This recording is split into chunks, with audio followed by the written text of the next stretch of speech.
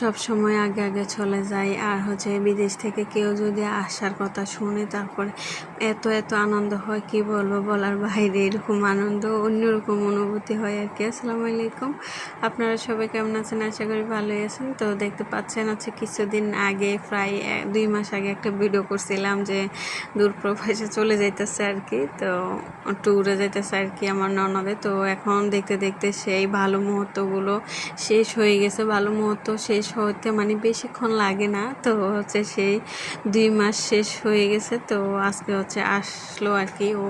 তো আস্তে আস্তে রাতে 8টা বেজে গেছে। তো আমি আর ভিডিও করতে পারি না, অন্ধকার ভিতরেই। তারপরে একটু ভিডিও করছি, যেহেতু আসবে, কেউ আসলে, ঘরে মেহমান আসলে একটু মানে কাজ একটু থাকে, সব সময় বিজি। তো যার কারণে ভিডিও করা হয় না। টুকটাক ভিডিও করছিলাম আপনাদের সাথে শেয়ার করার জন্য। তাও 1 সপ্তাহ পরে হচ্ছে এই ভিডিওটা মানে ভয়েস দিতেছি। প্রায় 1 সপ্তাহ হয়ে গেছে আসছে।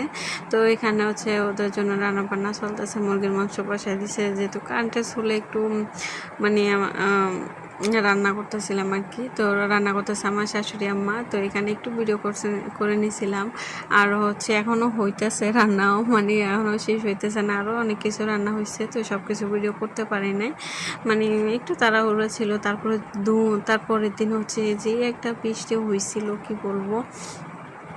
তো আমি তারপরে এখানে একটু ভিডিও করে নিলাম। মানে যেমন গরম হয়েছে তেমন বৃষ্টি হয়েছে, একদম ধুম একটা বৃষ্টি। তারপরের দিন বিকেলে হচ্ছে সবাই আসছে, ননদ সবাই মিলে আসে। খুবই আনন্দ হয়েছে, খুবই ভালো লাগছে।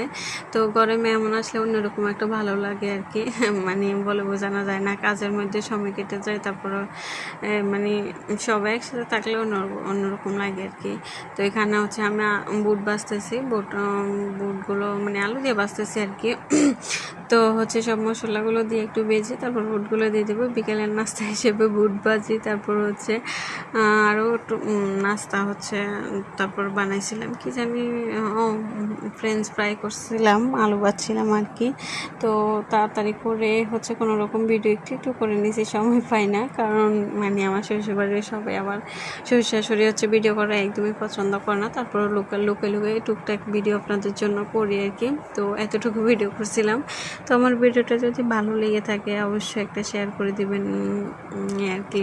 আর ভুল দুটো হলে অবশ্যই কমেন্ট করে জানাবেন। তো এই আর কি।